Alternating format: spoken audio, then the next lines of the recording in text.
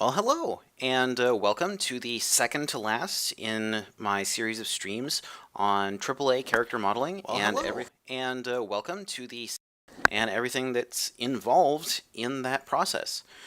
Tonight, I'm going to be talking about a few different things, mainly concerned with making some clothes for this crazy werewolf dude. I'm going to be focusing on some big, simple shapes for the clothes for tonight. And talking about the process that I use for making simple clothing, pieces of clothing in Marvelous Designer, and the process that I use for going from Marvelous Designer to Zbrush. So I'm going to be talking about the process that I use to lay things out in Marvelous Designer here. I'm going to be talking about the general process that I use for arranging clothing, making sure that I have enough detail or the right amount of detail. Then I'm going to be talking a bit about importing stuff into Zbrush, the process that I use for going between Marvelous Designer and Zbrush, whether it's exporting from Marvelous and the settings I use, the sort of general process that I use for importing and making stuff actually usable in Zbrush. And then I'm going to talk about, just briefly, the process that I use for retopologizing pieces of clothing once I'm done sculpting on them in Zbrush. So this is going to be kind of a general overview, and I'm going to try to go through it fairly quickly because I do want to get to a couple of other things, including some of the hair card talk that I was talking about last time. I do want to put some hair cards on this guy to sort of break up this rounded silhouette around the sort of hump of his neck and shoulders, and break up the shape of his tail and that type of thing. So that's going to be something that I'm going to do to finish this character off after I've gotten to the finished low poly and stuff like that. Some other things that I'm probably going to mention during the course of tonight's stream are going to be making sure that clothing you're making is suitable for UVs and baking and that type of thing.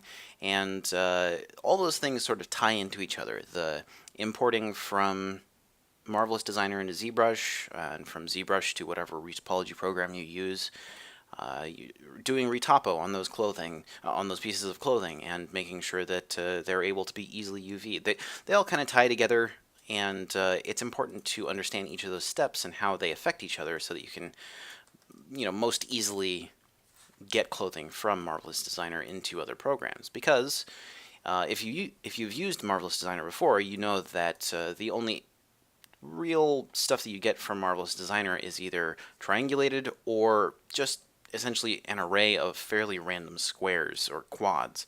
So occasionally they can be tough to work with. So with that in mind,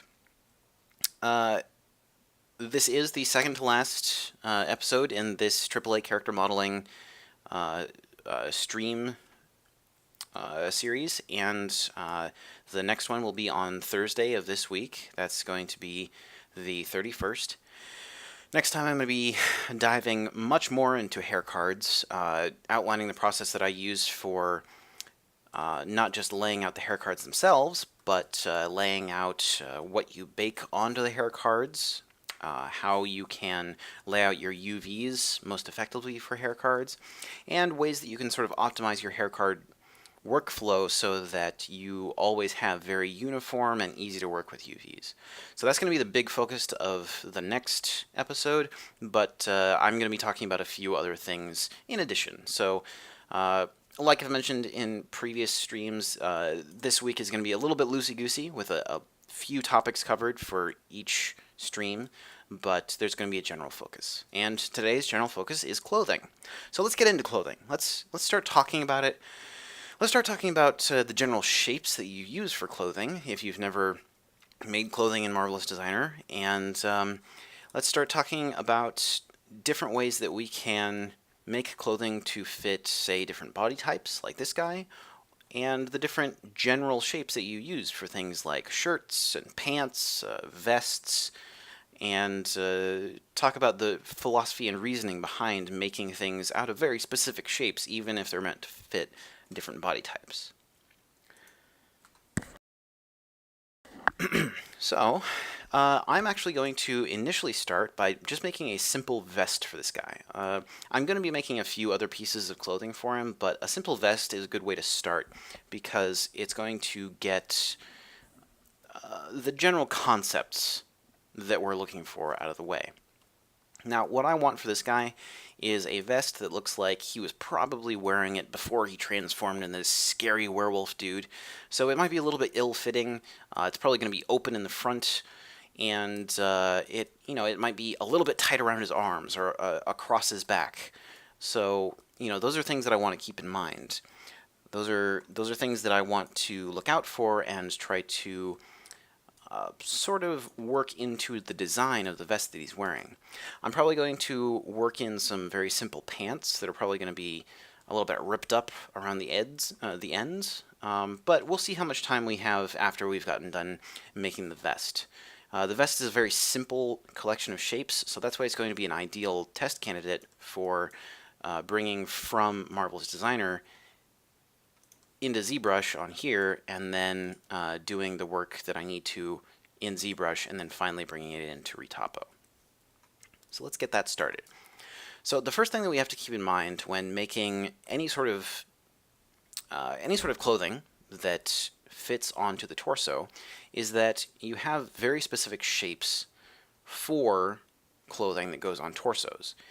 And those shapes are pretty easy to explain. And so let's get started with drawing those out and then explaining as we go. So first we need some stuff to cover the belly and the chest. So that's what this main line along the middle right here is going to represent the start of. Then we need essentially a hole for the neck, which is going to be this line right here. We need a piece that goes along the shoulders to connect to the back piece. Then we need a hole for the arm, and we need to have something that covers the side of the torso, which is going to be this line down here. So I'm just going to come down here, and we'll just close that up. Alrighty, so what that's going to do for us is create a piece in 3D that looks like this. Now, this is very definitely not perfect, and let me explain why. So first and foremost, the cross-section of a neck is generally fairly round. So, they might be slightly more irregular depending upon the musculature that you're working with, or the length or size or whatever, but in general, the cross-section of a neck along this area is roughly round. So we need a shape for the neck hole right here that reflects that. So with that in mind, we're going to make sure that this is nice and curved, and I'm going to be skipping through a lot of stuff with like hotkeys and other stuff in Marvelous Designer because a lot of them are fairly easy to look up on your own. The main things I'm concerned with are looking at shapes of panels and such, like things like that for this sort of exercise. So I'm gonna need a curve, which is going to be part of the curve of the neck going around like this. And I'm also going to need a curve for the arm, so it's going to be something along these lines.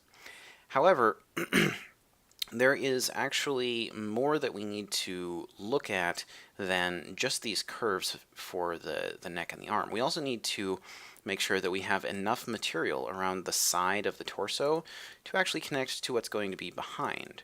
So this part, oops, it would help if I was focused on the right part. This part that's sticking out right over here, this is going to wrap around the side of his torso, over his ribs over here, and it's going to attach right along the line right over here. So we need it to be long enough that it can actually reach back once it's curved along the body. So that's the general reasoning behind pulling this out or pushing it in, is to make it fit that general shape. Now, since I want this to be a vest, and vests generally have specific shapes to them. Ooh, excuse me. Oh my goodness. I hope that wasn't recorded. Since vests generally have specific shapes to them, especially things like points right here, We're going to add that on, and what that's going to do is give us the pointed look at the base of the bottom of the front of the vest. So we're going to pull this out, make sure it has enough material to attach to the back, and let's move this entire thing over a little bit, and then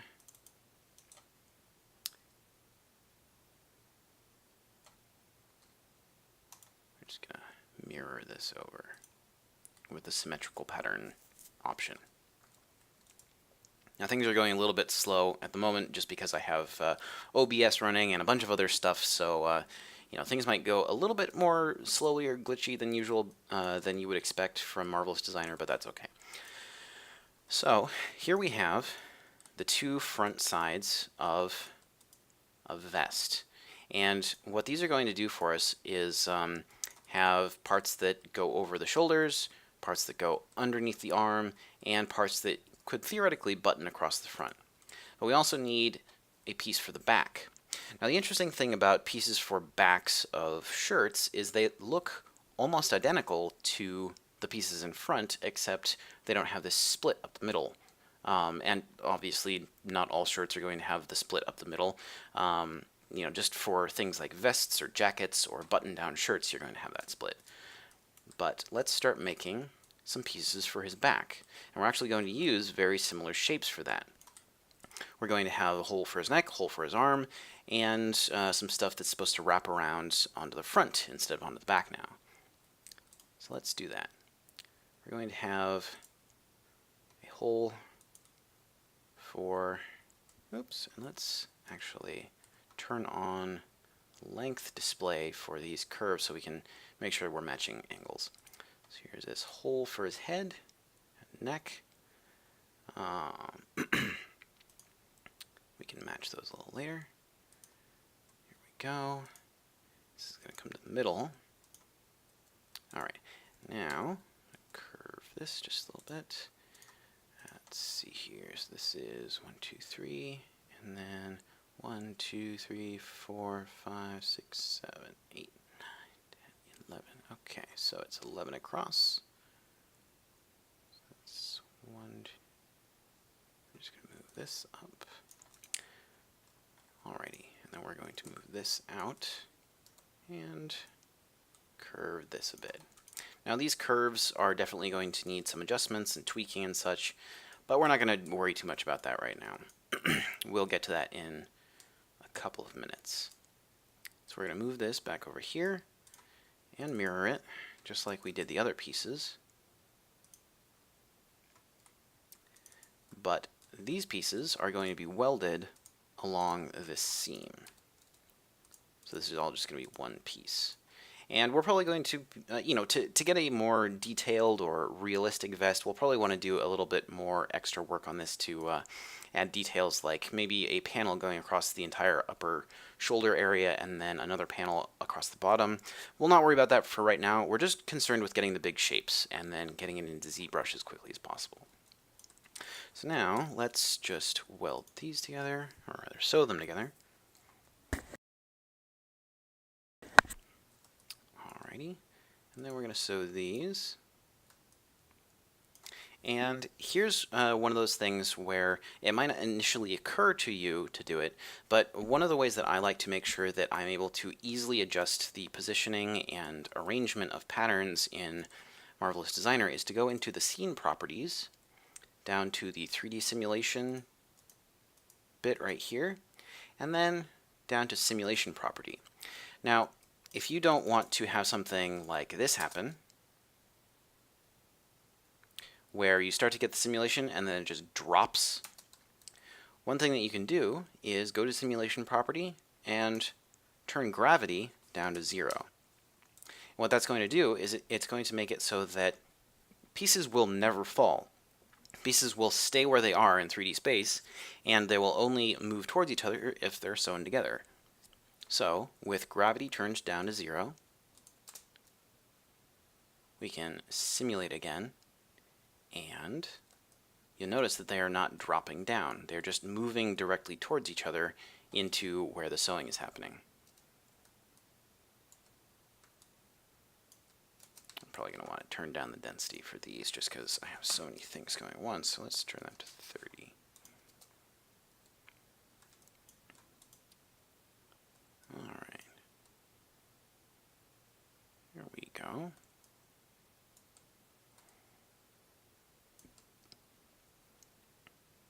You know, let's go even more coarse. We'll just bump this up to 50 because this is going really slow. We don't need a ton of detail right now. We just need the general shapes. All right. So he is wearing a super basic vest now. And, you know, clearly the vest has some problems with fit and finish and that type of thing. But we'll figure those out in just a minute here. The main thing we want is just a general okay fit that we can then tweak. And one of the things that looks like we probably need to tweak is how far over his shoulders the back of the vest comes. Now we do have some stuff in here that I actually like. It's dropping down, it's breaking his silhouette nicely, but there are a few things that just need more adjustment. And I would actually like to have more material covering his shoulders.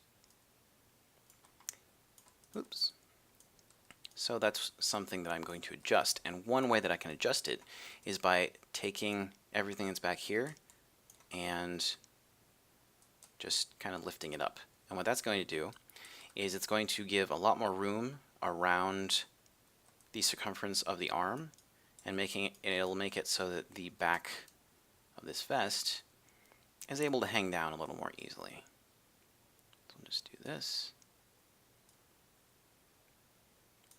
There we go.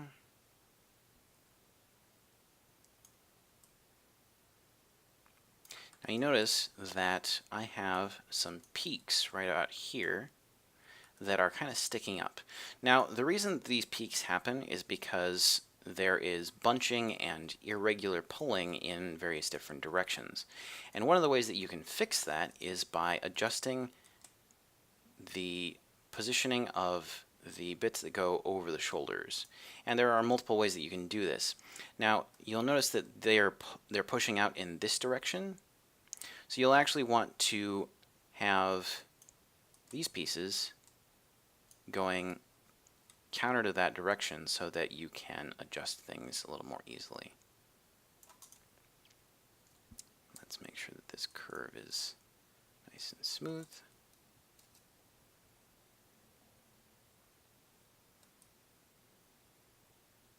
That's probably a little bit too much material over his shoulders, but that's okay. We're just, this little bit is for demonstration purposes only anyway, so we're fine. All right, and this right here is not quite working correctly, so I'm just going to right-click and reset 3D arrangement. What this will let me do is realign the bits going over the shoulder to be a little more relaxed and straight.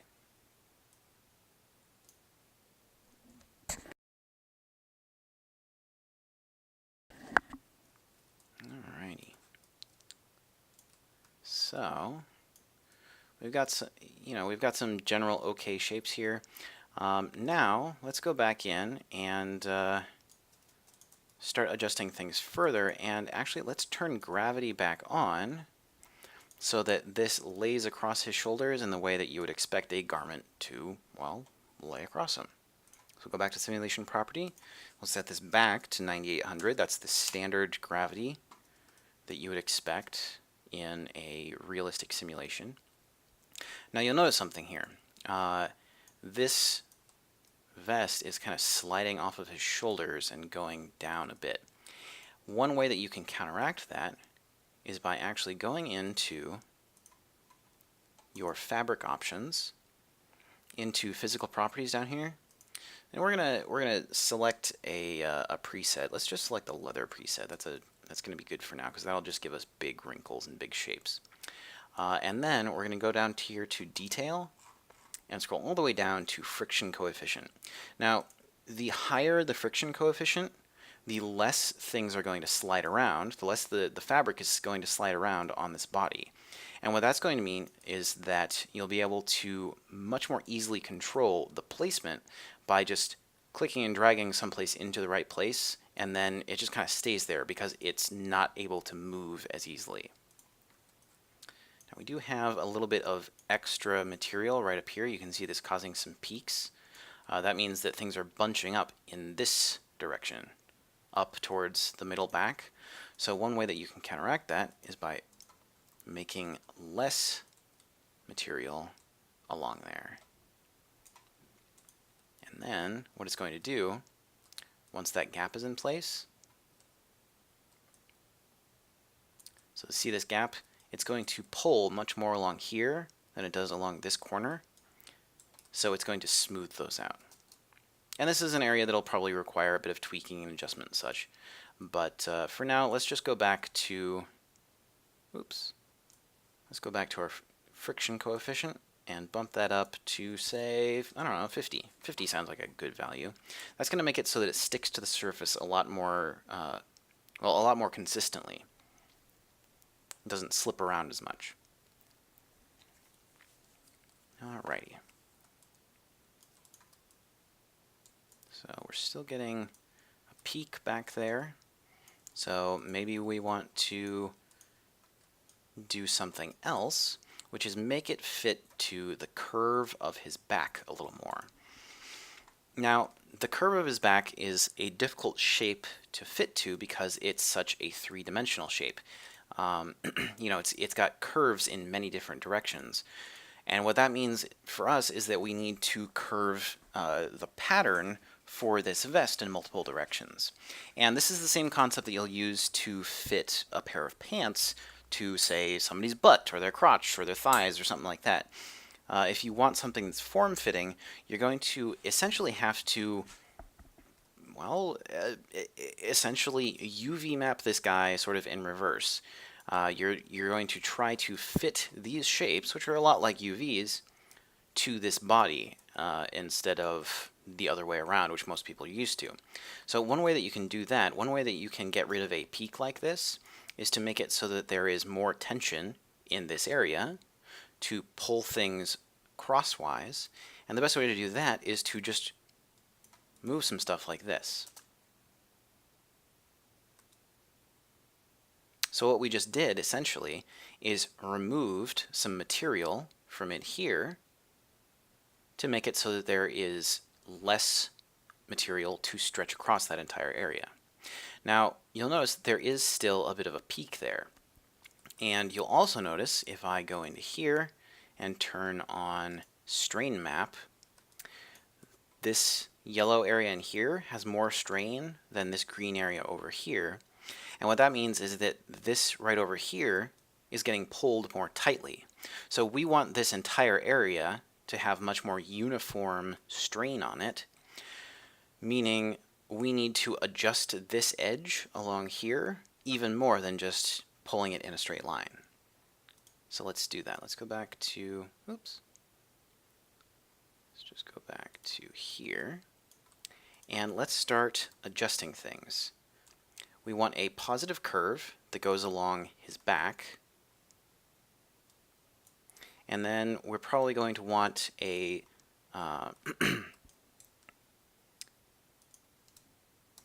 a negative curve. Oops, what am I doing?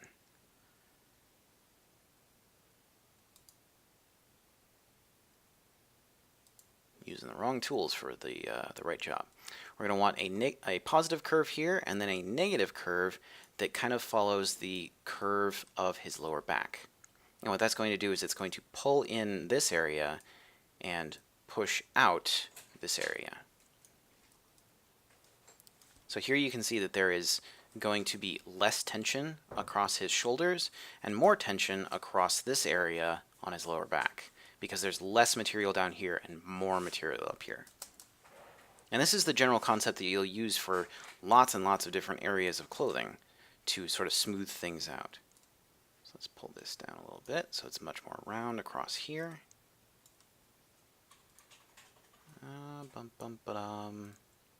Might take a little bit of tweaking and adjustment, but you can get there. Maybe take this and move it like that. Alright, that's pretty good.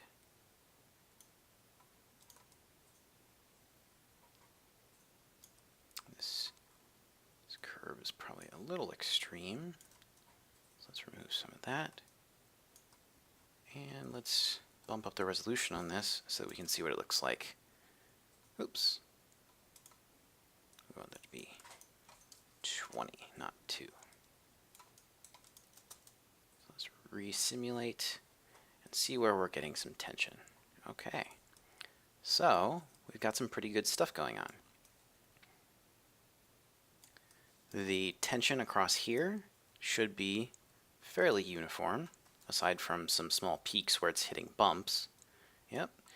And most of the strain is just getting, is mostly just along areas that are getting kind of stretched by stuff pulling on them. Now in this red area you can see that stuff's getting pretty stretched because it's pulling against this part of the arm. So we can adjust things further. We can do things like pull this in, like so. And other things we can do are maybe moving this out more and maybe moving this out more. So that'll give more to play with underneath the arm. There we go. So let's try that.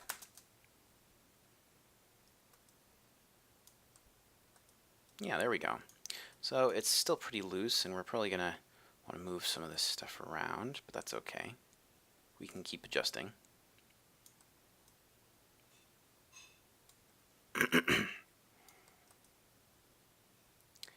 And if we want this to be flaring out a little less, we can do some stuff like this, like we did before on this area, and just reduce the amount of material that we have in this area so that it lines up a little bit better. So let's do that same thing on both sides.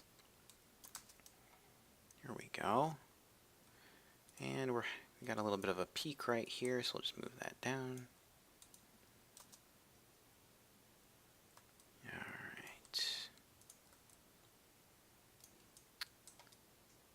That's looking pretty good. I don't really like this hard shape in here that much, so I'm going to curve this a bit to make that transition a little bit less harsh.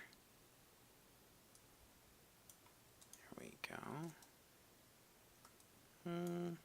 Let's do it a little bit more.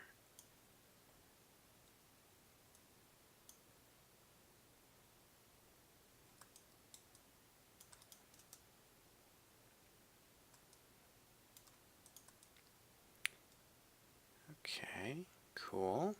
Now this area, these two big folds right here, I'm still not a big fan of those. So we're going to actually pull this in a bit.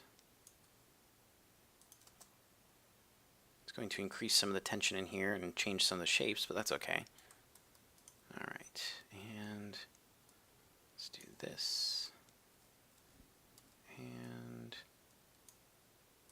maybe get one big positive curve out of there. It's a little extreme right now, so I'm going to keep tweaking this for just a couple minutes to get this back here a little bit more smooth. And then this is actually in a pretty good state where we could start thinking about transferring it to Zbrush. So let's just move this out a little bit more to decrease some of that tension. Move this. Oh, should probably turn off sound on my phone.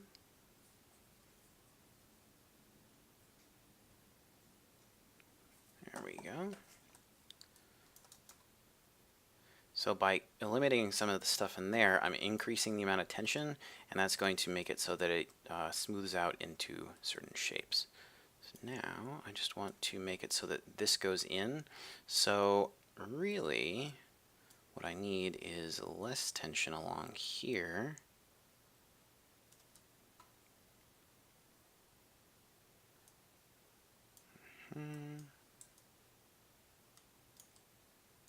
Maybe less positive curvature up there to keep things smooth.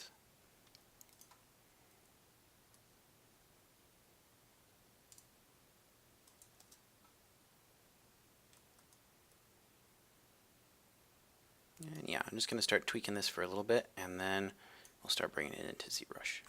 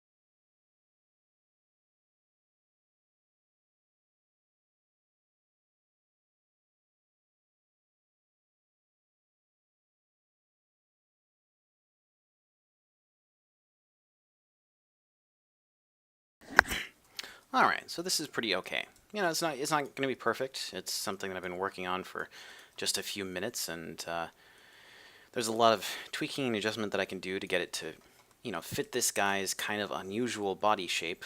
But mostly what I'm concerned with right now is getting something that's kind of workable that I can bring into Zbrush and start sculpting on, that I can start to retopologize at least for the high poly.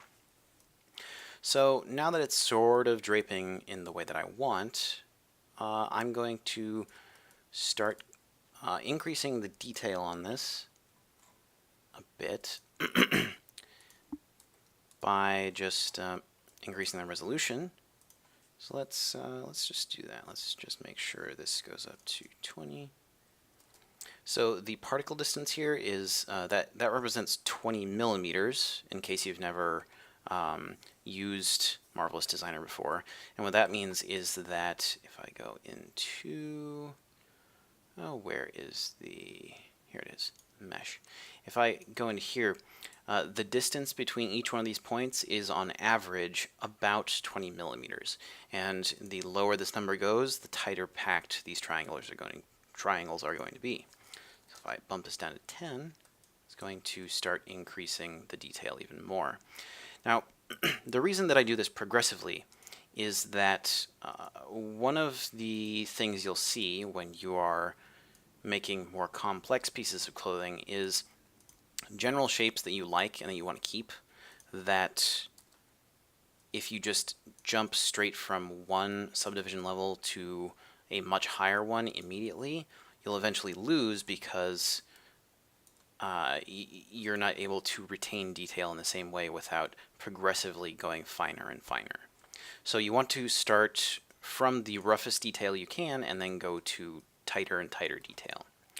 And I'm noticing some kind of odd shapes like along here, so I'm going to just curve some stuff really quickly. Oops. Maybe not that curved, but pretty close. Let's see here. Let's just move that a little.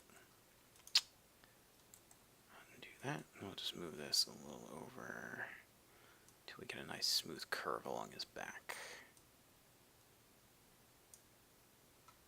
That's a little better. Okay. Here we go.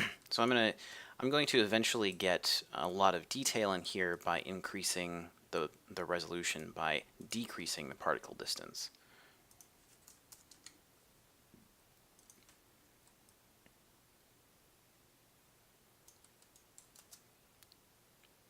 So I increase the detail, resimulate, increase the detail, resimulate, etc., etc., etc. Alrighty, so this is looking pretty good. Now, depending upon the type of detail that you're trying to retain in a garment from Marvelous Designer, you might want to use, you might want to use more or less particle distance than I'm using here. So right now this is at 5 millimeters, which is, it's pretty good. It retains a lot of detail. However, if you're trying to simulate things like very fine fabrics such as silk or nylon, you will notice that if you export with larger particle distances, you won't be able to capture as much detail in some, say, scrunched up details along seams or something. And the reason for that is that the triangles are just simply too large to actually capture any of that detail. They just end up being large triangles across where detail should be, as opposed to doing things like poking out like these little bits are right now. So generally what I will do is I will export at a particle distance between 5 and 2. If you increase the particle distance to 1, I've found that even on the most powerful computers that I've used, it still tends to make things chug, and occasionally Marvelous Designer will even crash when the resolution is too high. So you just want to be careful of that. Now, I do see that there's a little bit of a spike right here. I'm going to lower my resolution a bit and then try to smooth out that spike a bit and then increase the resolution again. Just wanted to get rid of that spike because that might be something that's a little bit difficult to get rid of once I'm in ZBrush. So the way that I can do that is just moving this area out like so. So you're going to re-simulate that. And actually, let's change to a different fabric type. So we'll go to physical property and do something a little bit lightweight, something that we get a little bit more interesting folds and wrinkles from. So how about,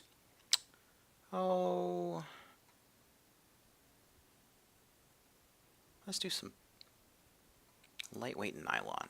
And what that's going to do is it's going to crumple and get a lot more both large and small wrinkles, and things are just going to be bunching up a little more. It's going to give us a lot more interesting detail, like you can see in here. You can see that it's kind of falling down a little more because it's not so stiff, and it also has settings in that preset that make it, you know, it's easily able to buckle and bend and stretch a bit, so it's a lot more pliable than leather is.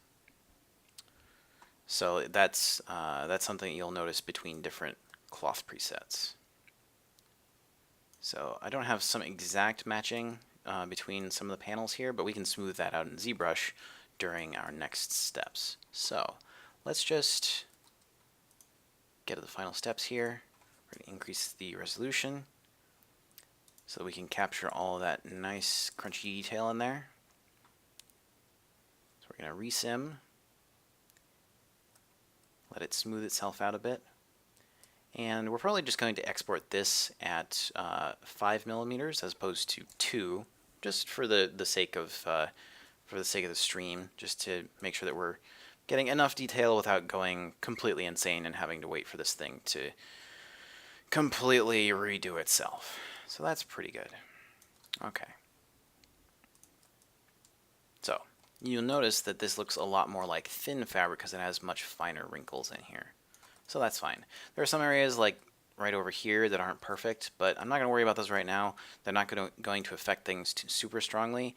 And I'm also going to show you guys a little bit about how you can smooth things out even if you have things on you know, different panels like this. So let's just go to export OBJ. Let's make a new folder for week 5. Let's call this vest high base. We're going to export this unwelded and thin. So what this means is that if things are unwelded, each of the different panels in this, the front and back panels, none of them are actually going to be fused into a single object. They're going to have all their seams split so that you can easily move the panels around. That's something that I like to maintain so that I can do things like make panels overlap where there are seams and you know, stitching along edges. And for thin, I don't want any thickness to these because that's something that Marvelous Designer can export. I'm going to be adding thickness later after I make sure that things are easier to work with in ZBrush. So let's just export those and pop on over to ZBrush. Now if we just insert a poly mesh,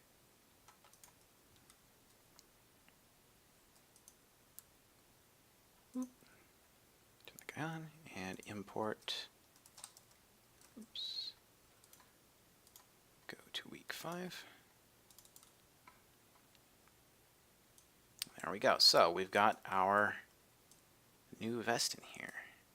Let me just go back here, save this.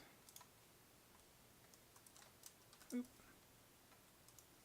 help if I'm saving to the correct folder, wouldn't it? Here we go. We're just going to call this one vest high base as well, just so we have consistent naming, and then we'll close this so that we get a little bit higher frame rate since I'm doing screen recording in ZBrush and streaming and all kinds of things all at the same time. So let's close that, and okay. Now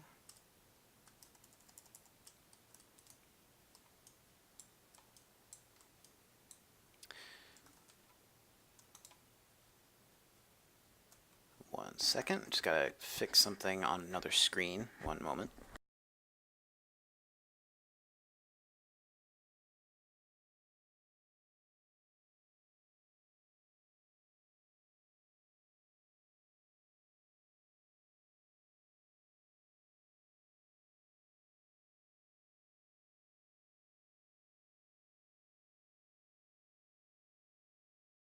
Alright, so we're probably going to have just a small glitch in the stream here for just a second.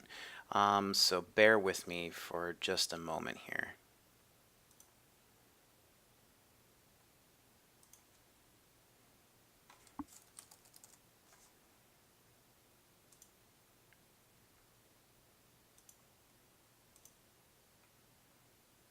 Alright, so we're probably going to have just a small...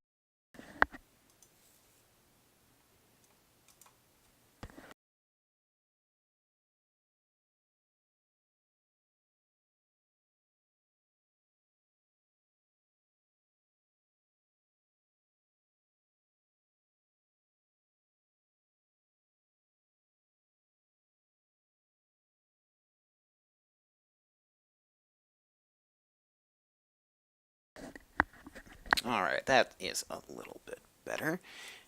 And, alright, so with this imported into Zbrush, I can now start to, let's see here, oops.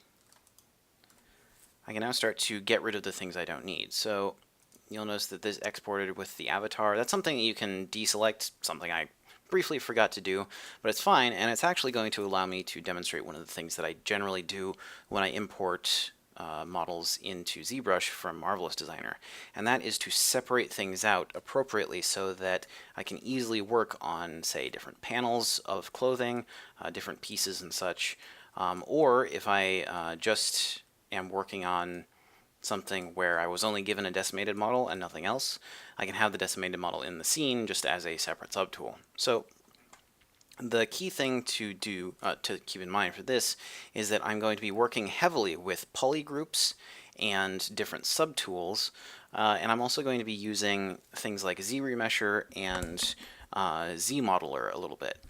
Now, I generally don't use Zmodeler in ZBrush because it doesn't allow me the same type of flexibility that something like, something like Modo would. So, however, in this case, it's going to allow me to do some pretty cool things with the individual vest or just general clothing polygroups.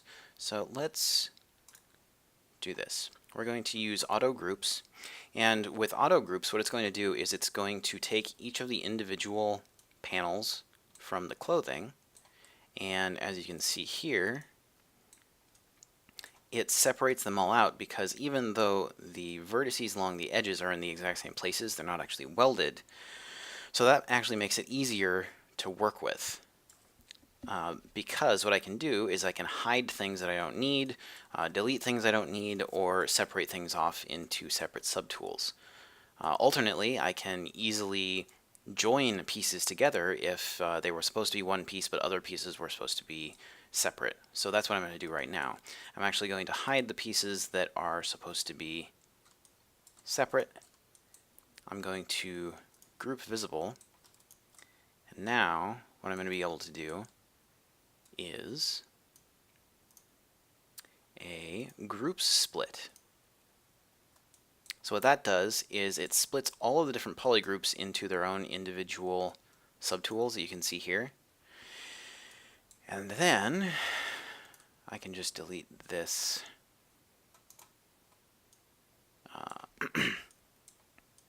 triangulated version of this werewolf guy. And I can drop this down to a lower subdivision level so things go a little bit faster. At least in theory. Here we go. Let's just drop this down to the lowest. There we go. Okay, so now we're going to be working on the different pieces of this vest. And the reason that I separate these out is because when you do things that involve, say, thickening something, whether it's by using extract or Zmodeler, if two vertices are in the same place, even if they're not welded, there is a tendency for ZBrush to weld those vertices. There's also a tendency for them to get welded when you use something like Zremesher. So that's one of the main reasons that I separate things out into separate subtools, is so that I can maintain positions while I change the topology. So with that in mind, what I'm going to do is actually use Zremesher right now.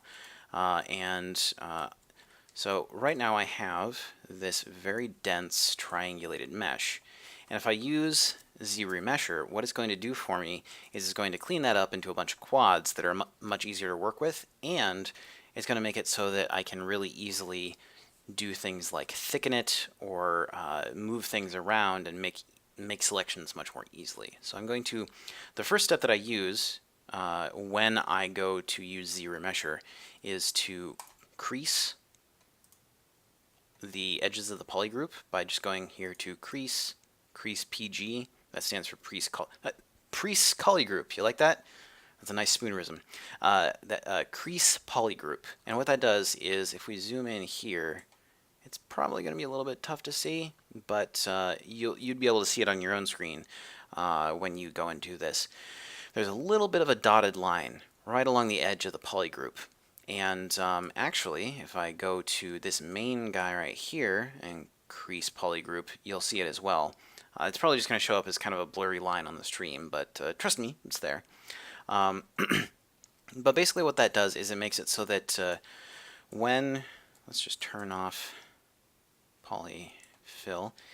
When you subdivide this, instead of changing vertex positions along most of the edges, because that's something that ZBrush likes to do, it'll try to keep them in the same place as much as possible.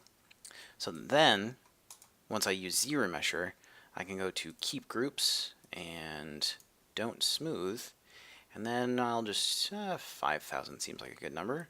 We can Zremesh this, and it'll try to keep the edges in the same place. Whereas if I turn on Smooth Groups, it's going to kind of smooth out the corners and stuff. I don't want it to smooth out the corners, so I definitely want to turn off Smooth Groups. Now, you will notice that when I Zremesh this, it does eliminate some of the detail in here, where there was that nice crunchy, folded, crumpled together detail. For most clothing, though, unless it is very fine silk that's supposed to have lots of crumples and stuff, that's not really an issue, because Zremesher likes to concentrate detail in areas that have that kind of detail. And then for larger areas, like you can see over here where it's just big and smooth, it just puts a little less detail in there. Now, this is sort of a case-by-case basis thing, but this is a pretty common feature of Zremesher. I'm going to do the same thing over here. Just make sure things are creased just in the off chance that we need to worry about it. I'm going to turn on Keep Groups and turn off Smooth Groups. Zremesh this. And go to this last group and turn it back on. Now you'll notice that I have a gap here that I can smooth out.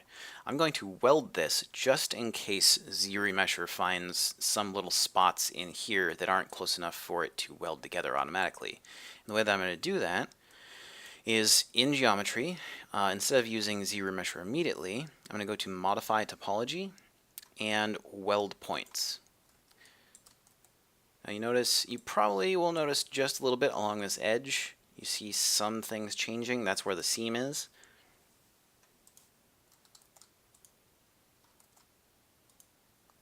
And there's actually a Weld Distance slider over here that puts the threshold between points to weld at varying distances, which you can adjust. I'm not going to right now because the default value is usually pretty okay when stuff's just spit straight out of Marvelous Designer.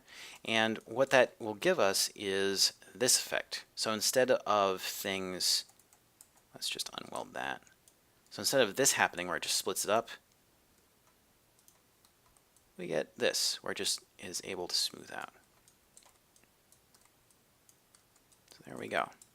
Now things are all smoothable easily without ruining anything. And we're going to do the same Zremesher process with this. Keep groups, turn off smoothing, Zremesh.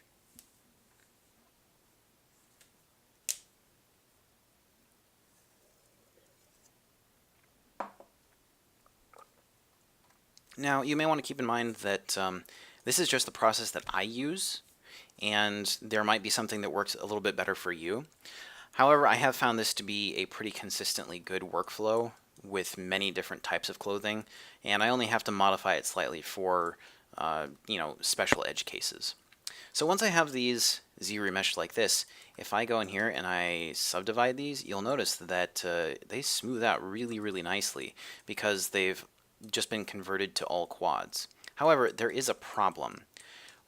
In ZBrush, when you have thin panels like this that are just one-sided, if you subdivide them, it actually makes the edges pull in a little bit just because of the subdivision algorithm they use. Now that's difficult to get around unless you add more edges in there. So you'll notice that there's a big gap in there when I subdivide both of these. So I'm actually going to undo that, and I want to add thickness to these panels. Now, all clothing has thickness, no matter what it is, whether it's the finest silk or the thickest burlap or leather. Everything has thickness, especially around edges which are sewn together. The edges of clothing get sewn together by layering things on top of each other, folding things over, sewing into them.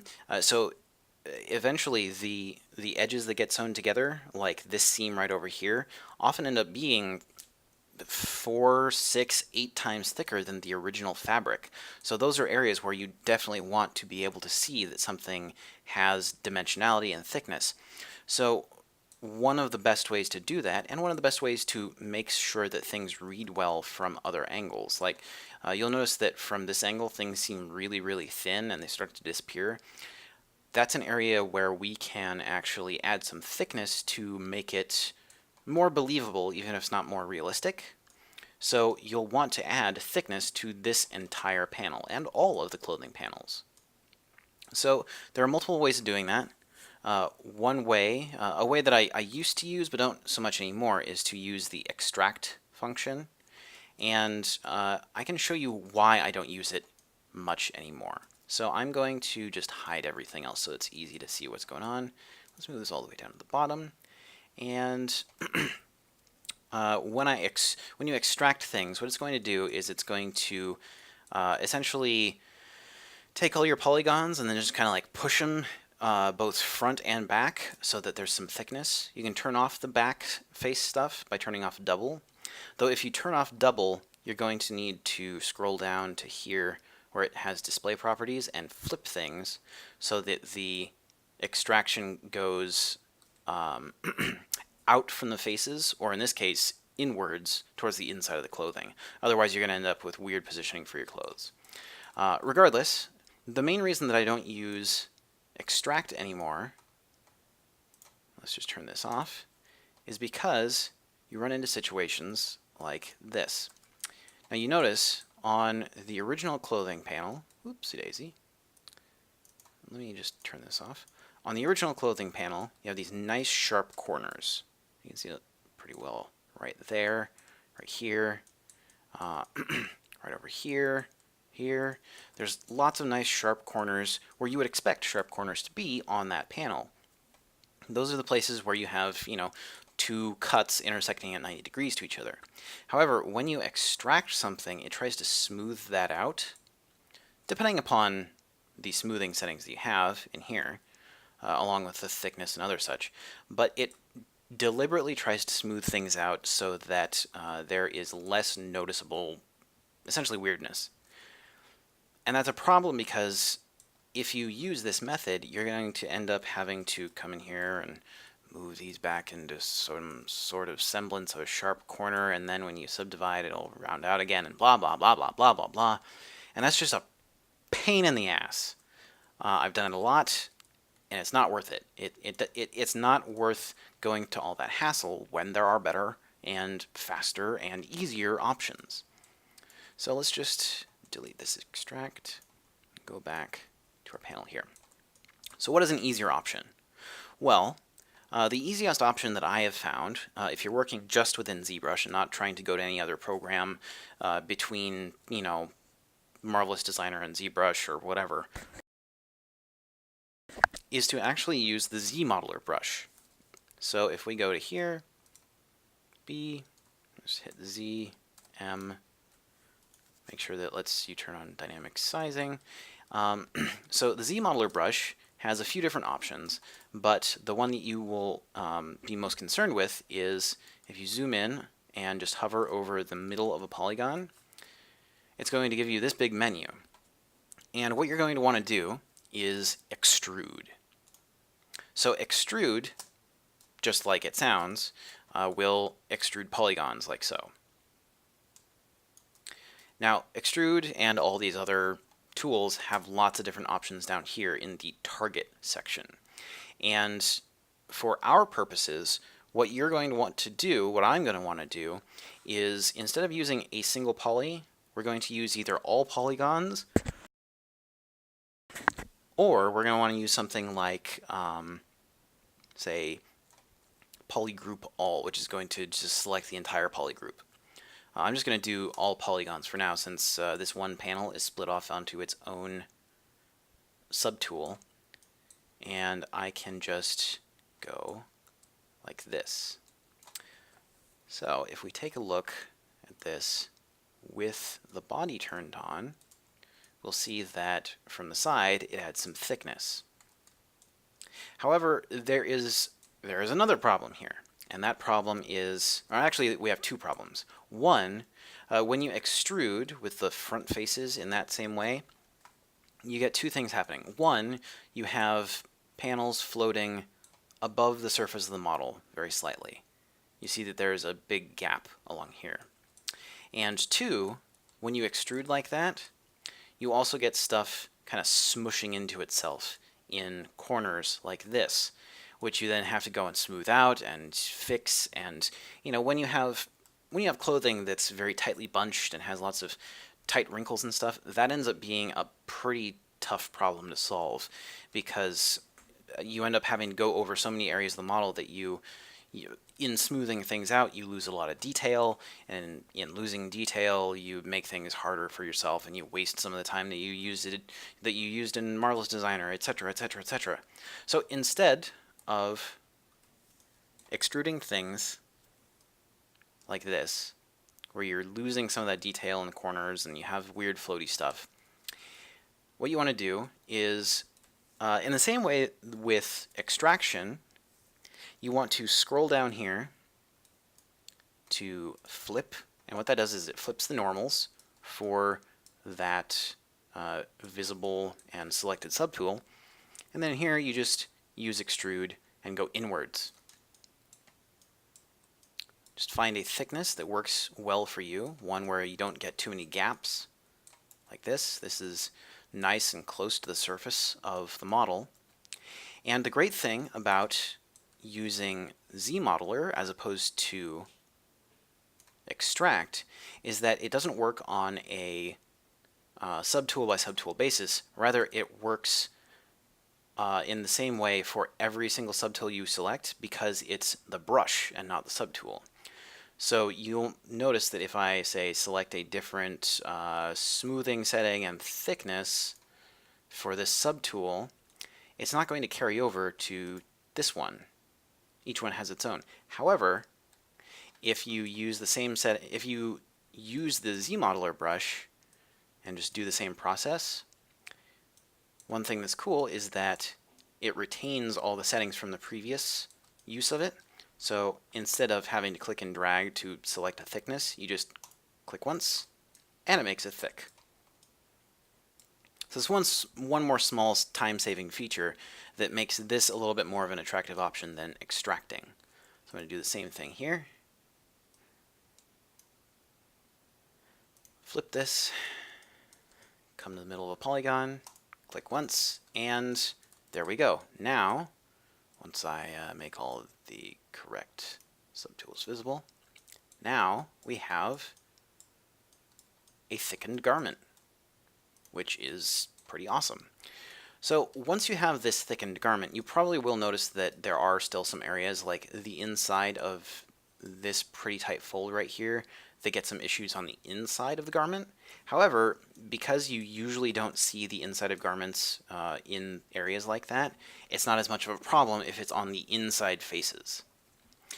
So now that we have this type of topology and we have some thickness on here, some other things that you can do to control how this subdivides, because you'll notice that when I subdivide this, once again, it kind of rounds things out around the edges, are to, some of these things are to crease by polygroup again. So if I crease by polygroup, and I hide everything else again, we can zoom in on here, and even though the corner right here might not have gotten it yet, everything else got that creasing, and that means that all these edges, when I subdivide, oops, they're going to be nice and crisp, and then I can go and smooth them as much as I want to. Now, if you want to change it so that you get nice crisp corners when you subdivide, and then just the inside is smoothed, one thing that you can do is come back down to polygroups, group by normals, and usually the default settings are okay unless you have very wrinkly fabric. And what that'll do is it'll make it so that corners like this that are very sharp are split off into multiple polygroups. Then you can go back up here, crease by polygroup, and it will add a little crease right along there. And then if you zoom out and we turn that polyfill off, if you subdivide, it'll just smooth out the middle areas while leaving creased areas nice and crisp. So I'm going to do this to the other subtools that I have. I'm just going to change this so that group it by normals. We'll crease polygroups and do that for the back as well.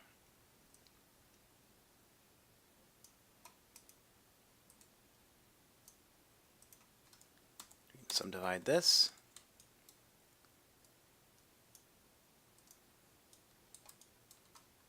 There we go. We've got some pretty usable garments.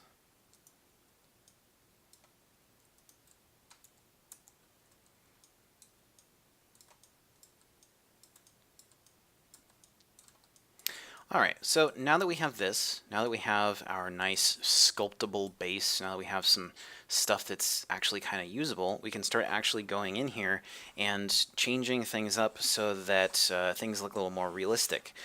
So, you know, what are some of the things you would want to add in Zbrush to a garment like this? I mean, you know, most garments that you see in real life don't have a lot of like weird details or anything like that that you'd usually be sculpting in Zbrush. However, there are some things that you'll notice on certain types of fabrics that are not just very sculptable in Zbrush, but are also things that can help you sort of support things like tiling textures. Oops, I've got some weird stuff going on with my tablet here. Let me just fix that 1 second. We got unplug and replug and such. Doesn't play well with the Wacom drivers. So let me just restart those real quick. Make sure that I've got everything set to the right places.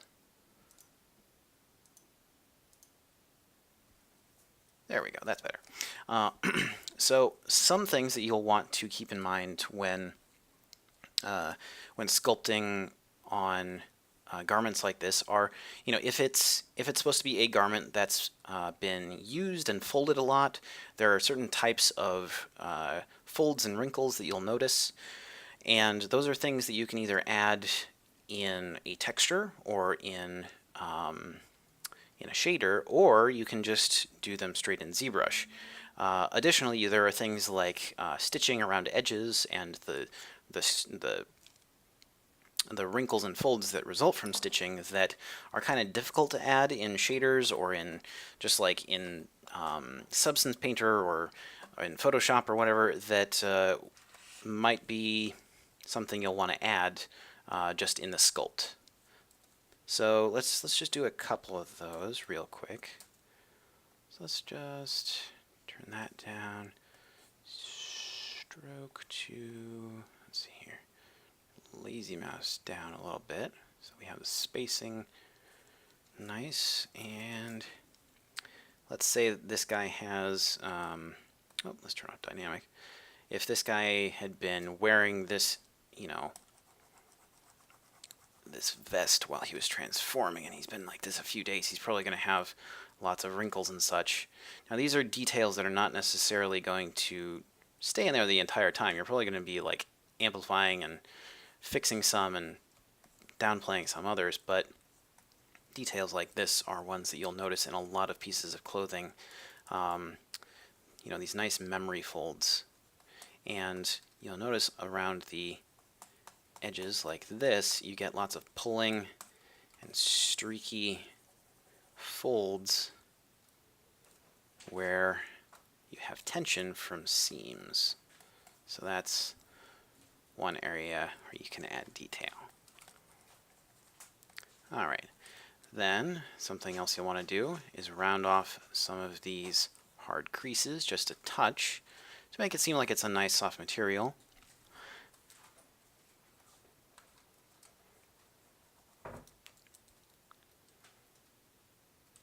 Just increase the size there. And one of the last steps that I'll do when I'm sculpting a garment in Zbrush is to actually make it so that the edges of different panels overlap. And this is an area where you'll want to look at garments that you have, you know, garments you own or garments you can find good references for, and figure out how different panels overlap. Because having those sort of overlaps will lend some verisimilitude even to very stylized garments. So let's just move this so that things overlap here just a little bit.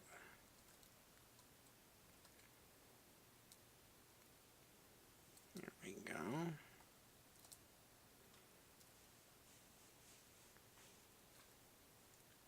That's pretty okay. It's not perfect, but it doesn't have to be right now. We're just working to sort of demonstrate at the moment. Let's see here. There we go. Gonna want to soften some of these creases along the edges. And then in a minute, we're going to bring this into Modo and start retopologizing it and look at the different ways that we can retopo garments like this, because retopologizing very thin pieces can be kind of challenging depending upon the tools you're using. So I'm going to talk about a couple of techniques that I use to retopo pieces of clothing that are thin like this. So let's just finish off some of this stuff, and then move this so that it's just overlapping and overlapping back here, and finally back here. There we go. So there's some other details that I could add here. For example, I could add some stitches or some wrinkles from stitches. So for example, I could come along here, maybe not with that strong brush, come along here and add where you might expect to see some stitches. It doesn't have to be super detailed.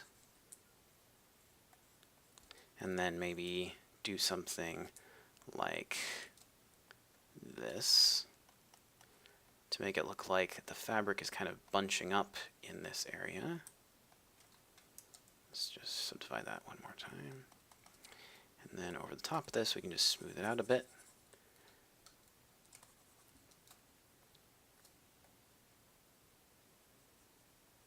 Now, depending upon the direction that a piece of clothing is being pulled, you're going to notice these types of folds and little wrinkles around the edges going in different directions. So for example, if this piece of the garment is being pulled in that direction, you're going to start noticing a lot of wrinkles going in that direction as well. So maybe he's got some stuff going up in this direction. Then we can go and smooth that out. Smooth it out. And eventually it'll get to the point where it's only barely noticeable, but it does add a bit more nice surface detail that you can then leverage in things like normal map and cavity bakes in Substance Painter or whatever other texturing app you're using. And these things will be able to add some nice subtle color variation while also appearing a bit in the normal map.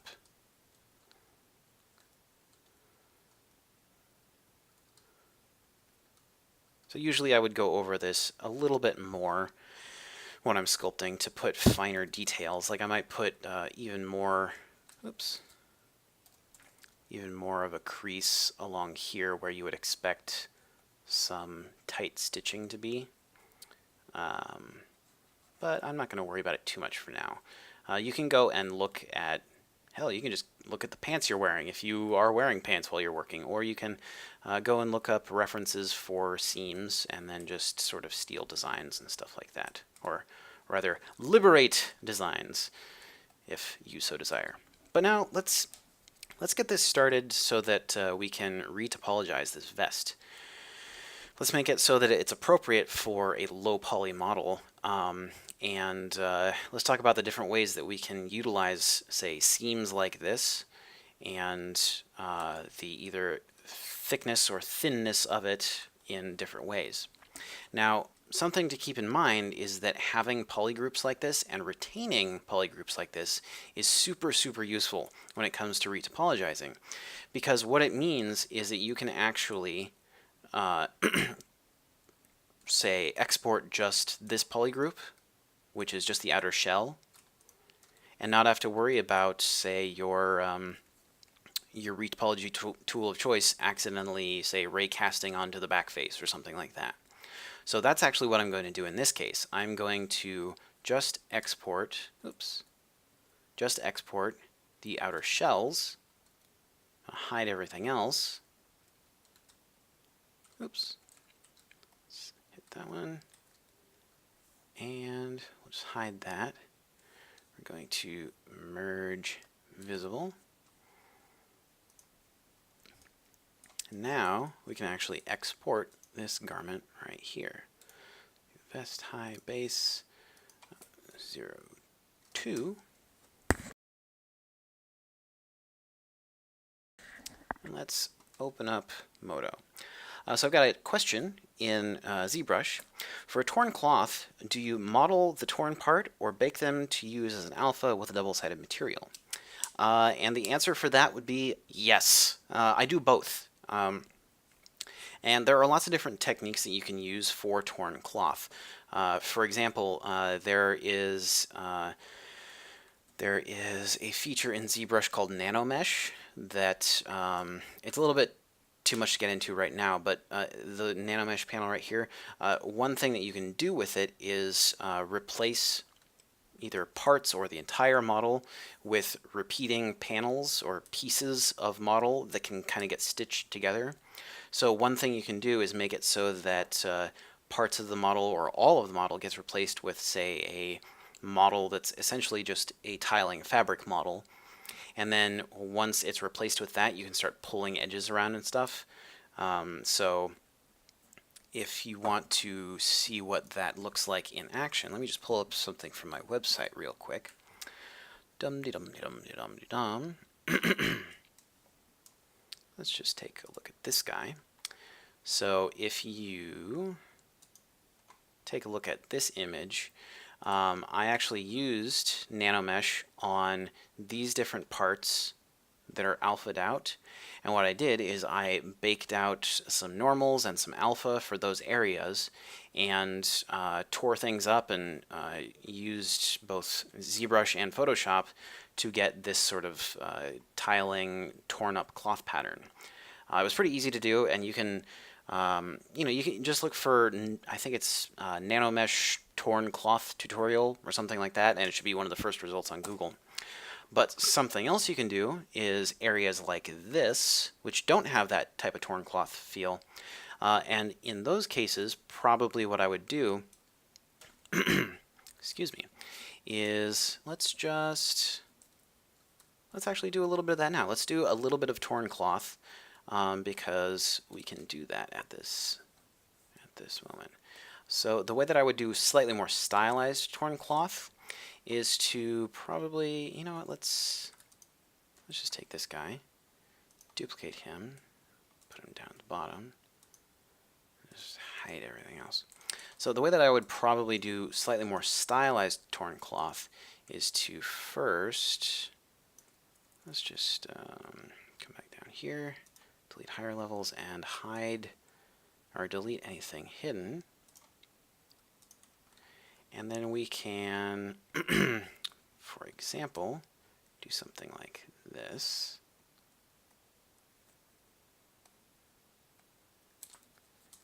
And then delete hidden again. Let's flip this. Use Zmodeler. Thicken it.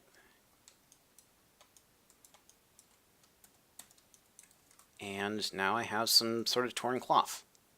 So I can then pull this around a little bit to make it feel like it has a little bit of tension and some bits that are stretched or worn. Oops, that's a little too much. There we go. Let's do this. We can probably use a snake hook a little bit since that's going to give us some nice shapes. Like so.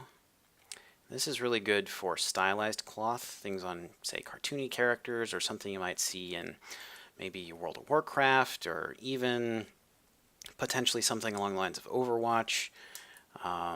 Maybe if you wanted to make something for, say, like Sunset Overdrive or some other stylized, slightly cartoony sort of game. This is a technique you might want to use, and it uses basically the same principles.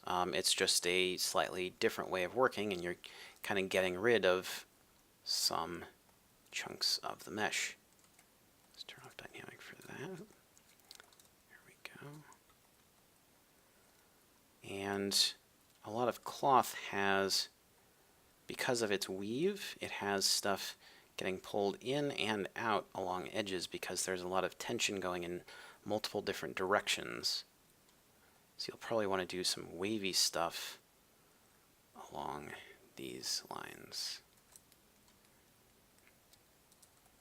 And obviously you're going to want to work on it a little bit longer than I've worked on this, which is just a few minutes, but this is one way that you can approach stylized or torn cloth that doesn't involve many millions of polygons. Then you can do things like, trim little bits of it and make it look a little sharper or something.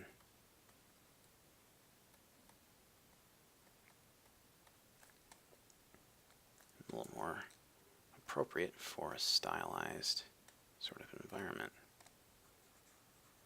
And there you go. That's some very basic torn cloth. So that's one way that you can do it. The other way would be to probably model things out a little more carefully and then replace it with, say, a tiling model that you can just pull the threads around. But the final option would be to, yes, just retopologize the entire thing and then take that and just apply a sort of torn cloth texture to it. But let's go back to Modo and start working on the Retopo for what we just made. So let's open this up. One second while I get Mr. Werewolf open. Let's see here. if I'm in the right folder. There we go.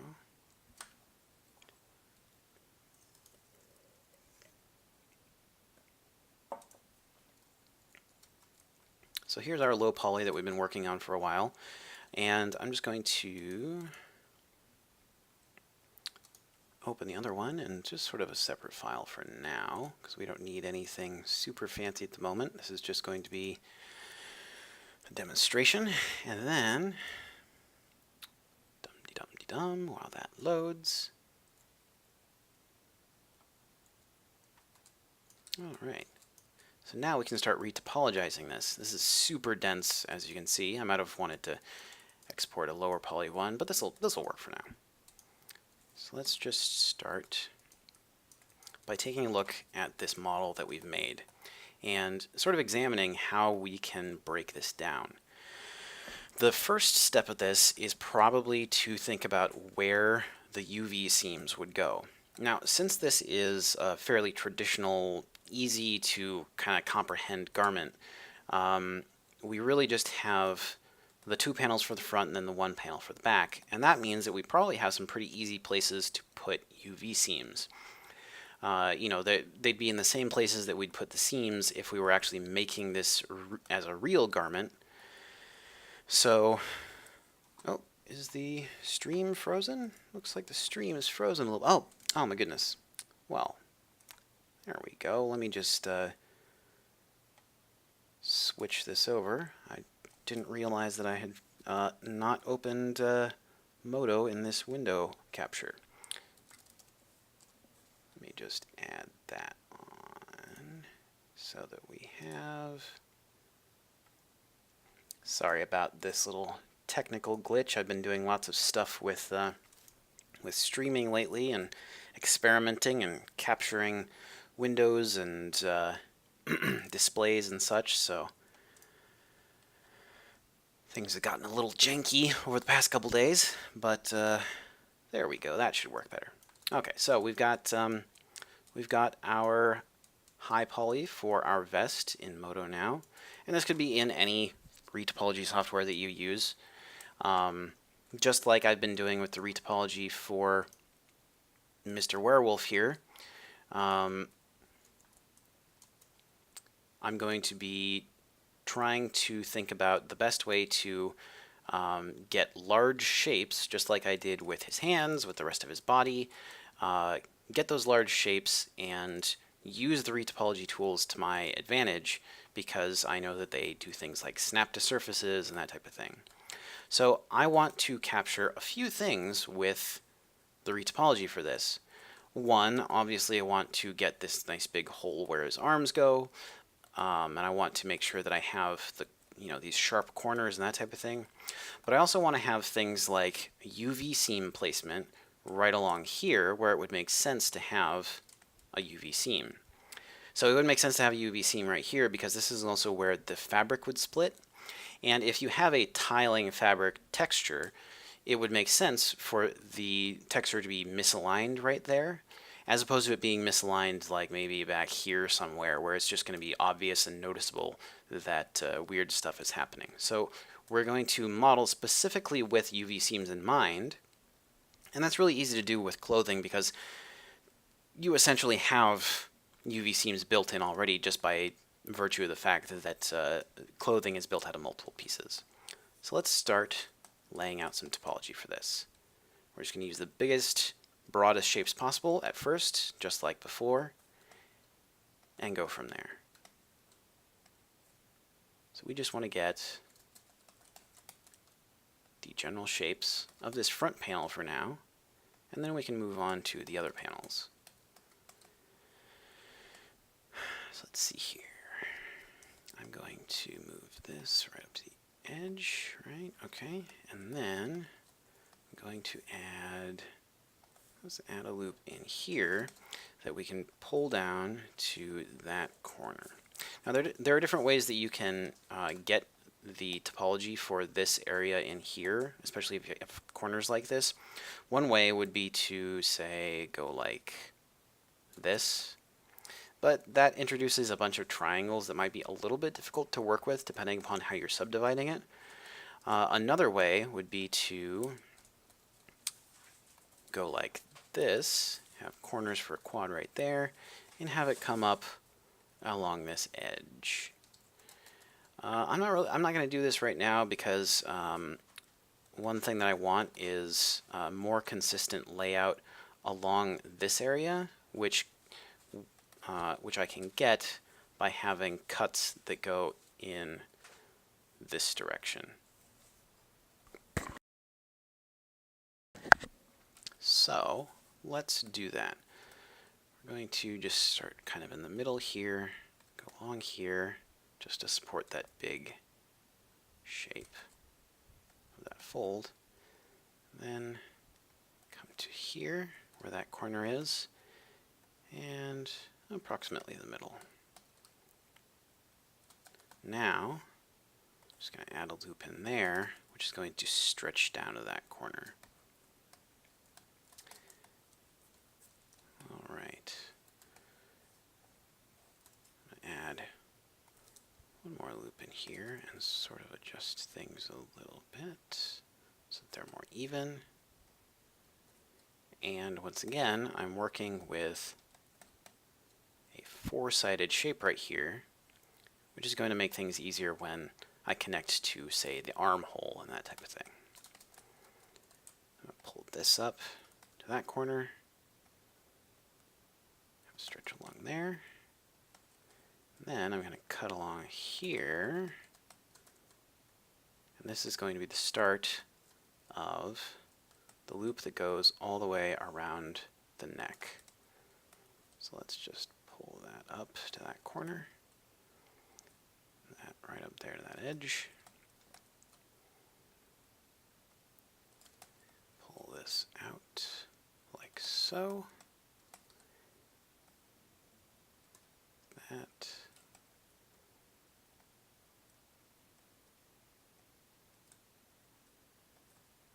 That.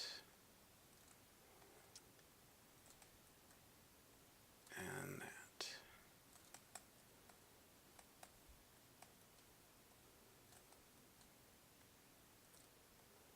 Bridge those. And, well, hey, that's four sides again. We have some really stretched polygons right here, though, so we're actually probably going to double things up a bit. So let's do this. And this. And this. And then slice those. There we go. So what we've got here is a lot of support for various shapes, and we can actually add a loop through here that covers this fold. Now, as I get deeper into the retopology process for this vest, I'm probably going to be adding more cuts along various large folds, like, say, along here, to support underlying shapes, like this huge fold that I have right along here. But for now, I'm just trying to keep things as as simple and easy to work with as possible, for a couple of reasons. One is, yeah, it's easy to work with, but two, if I keep things very even like this, I'm going to be able to mirror things over to the other side and then just adjust as necessary so that they fit. So let's just get rid of this right here, and then, so here, this edge right here is going to be the UV seam, right along here, and then we can move this out.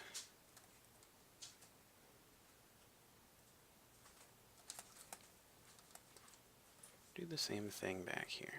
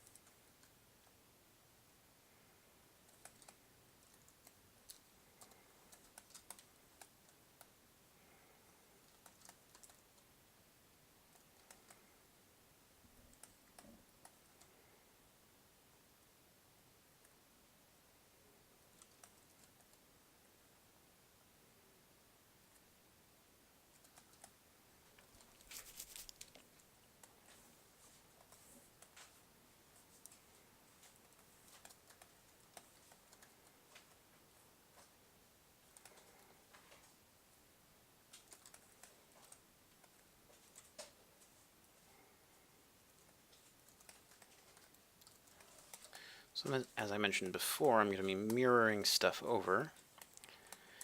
Just make sure that this is a nice even number of edges. Yep, that's 16 across. Okay, that's nice and easy to work with. Now we're going to pull this across. Weld that. And we'll center this along the x-axis.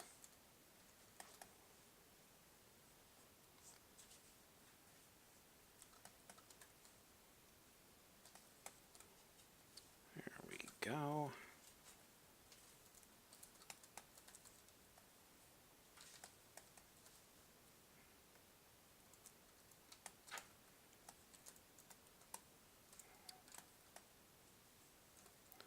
How many do we have along the neck? This is 7, 8. Alright, so we can add a little more detail in there.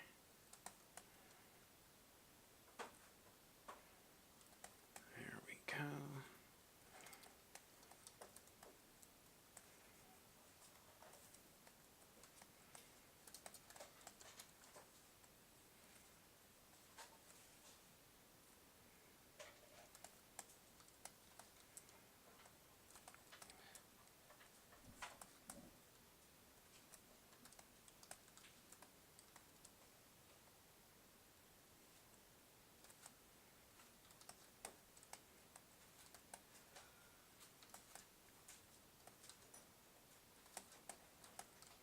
Now, depending upon the amount of detail that you want to pack into the low poly, you might want to go more or less dense, and we might actually want to adjust the layout down here so that we have a few fewer edges.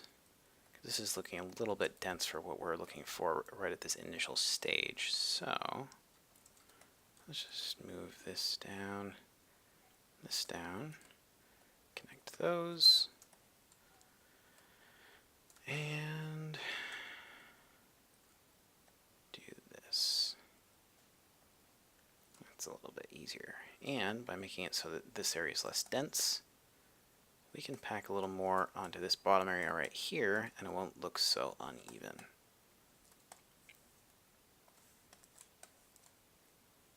Yeah, that's pretty okay.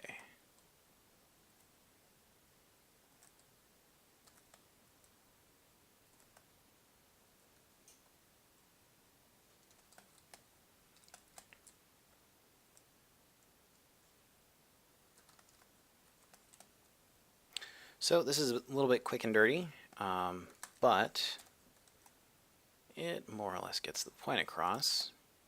It's a little bit of an odd number of edges around the neckline. However, that's not going to be a huge issue in this case because really all we're looking for at the moment is areas that are going to match up with the mesh of the shoulders, which has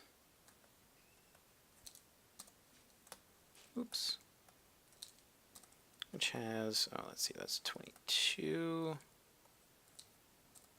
Yeah, that should be fine. We've added a lot of edges in there, but it's going to be okay. So when we subdivide this, we've got 32 polygons across that way. That's more than enough to account for whatever below it, is, if it's a little bit lower poly. Now this area is it's bothering me a little bit because it has 6 polygons all meeting at a point.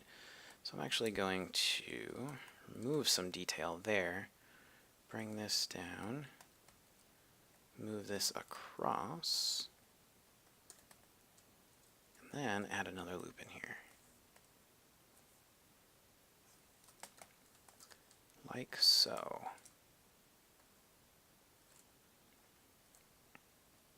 Then I can just pull out like that.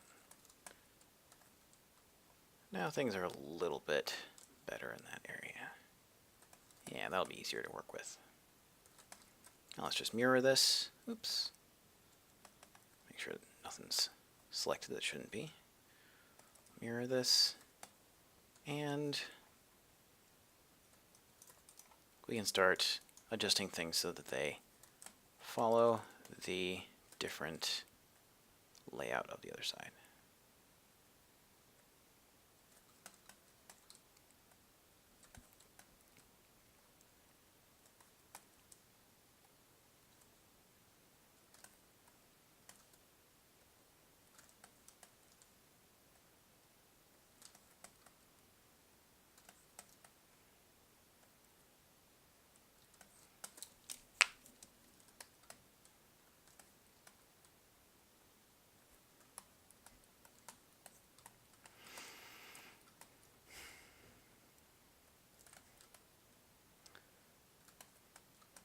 as long as you are pretty careful in both ZBrush and Marvelous Designer, you should end up with fairly symmetrical models. Even if they're not 100% symmetrical, they should have edges and seams in roughly the same places on either side, allowing you to do symmetrical modeling like this. If things aren't symmetrical, obviously you're going to have a little bit of a harder time, but this is one more example of a good reason that you should try to work as cleanly as possible most of the time, because what it allows you to do is make large-scale changes that affect things like asymmetry or symmetry very quickly and easily. Smooth that up. Smooth these up like so. Okay. Alrighty. So just like the werewolf guy that I've got right here, I'm going to be taking advantage of subdivision, and I'm going to subdivide this so that it conforms to the base mesh that I brought in already by doing this. Now you notice that in certain areas I get some wonky stuff going on because it doesn't exactly know where the raycast is supposed to be going or not going when it determines how things are supposed to stick to the underlying mesh. So that's one of the key reasons that I don't bring in the thickened model from ZBrush. I just bring in the one-sided model. If it's thicker, it's not going to know whether to snap to the front or the back most of the time. So this is just a quick and easy way of making sure that it doesn't even have to worry about that. By just having a single-sided model that you're working on top of, it's much easier to get it to hit the correct positions. All right.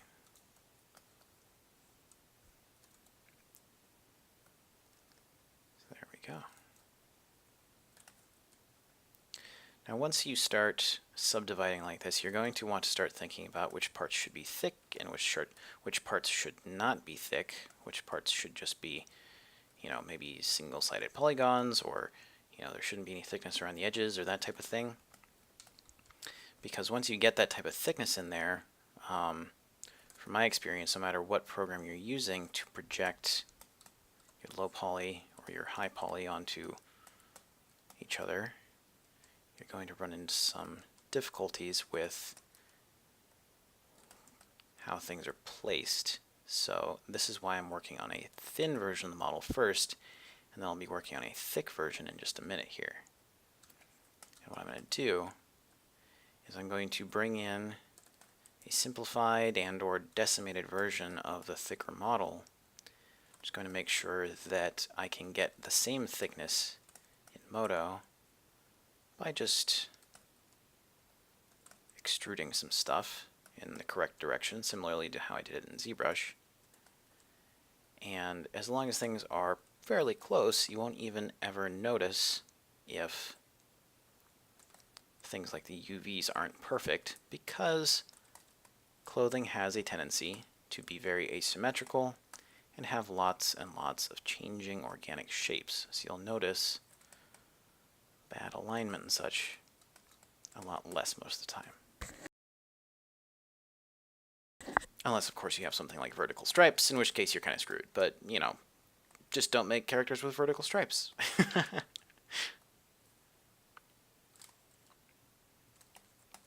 Alrighty, so this is looking pretty good. I'm probably going to end up adding another level of subdivision to this just to get the shapes a little more smooth. Like, for example, this shape right here, the cross-section of it is very, very sharp. I'll probably want that smoothed out a bit, but I'm not going to worry about that for right now. The main thing I'm concerned with is now getting this so that it matches the thickness of the garment that I made in ZBrush. So, the way that I'm going to do that, after I just move a couple more verts, is to bring that thickened version into Modo, or whatever modeling program you're using, and use it as a reference for how thick I should be going on the low poly. It doesn't have to match the high poly 100% most of the time, unless it's made of very, very, very precise shapes, which usually clothing isn't, at least for our purposes. Alright, so let's go back to Zbrush. And let's see here.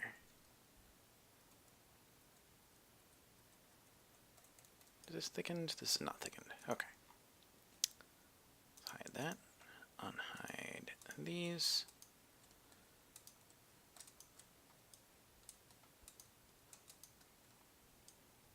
And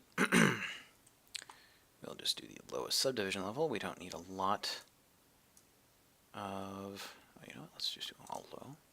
We don't need a ton of detail. All we really need is for the general volumes. So, oops. Yeah, we're going to merge visible like so. Export that. Best medium base. Come back to Modo and import that one. Import. And you'll probably find that when you're doing clothing like this, low poly clothing especially, you don't actually have to match the thickness exactly, and sometimes you'll find that going a little thicker than you technically should ends up looking better because it reads better from glancing angles. So instead of having something that's super thin for this bit of the lapel here, you might want something that's nice and chunky and thick, even if it's on a realistic character model, because on, say, a 1080p or even really a 4K screen, you're not really going to notice that it looks wrong. You're just going to notice that it's there, and that's all you really need, is to notice that it is there. So, now that I have the thick high poly, just wait for that to autosave, and then we're going to take this and we're just going to thicken it. Doesn't need to match exactly, just needs to be there. So, and thicken.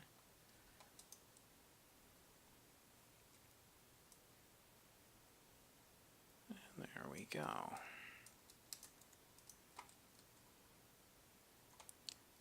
Now, if you really, really, really are dead set on matching all of the shapes exactly, one thing you can do, now it looks like I've got a little weird section up here. That's not really super important right now because we're just demonstrating. We're not getting finalized stuff. You can just delete or cut off and then reconnect all these edges and work from there. So we're just going to delete these. And then if we go back to Topology, again, or actually we can just do both sides. Just subdivide that.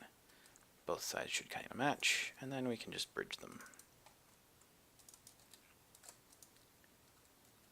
If things aren't completely garbage. There we go.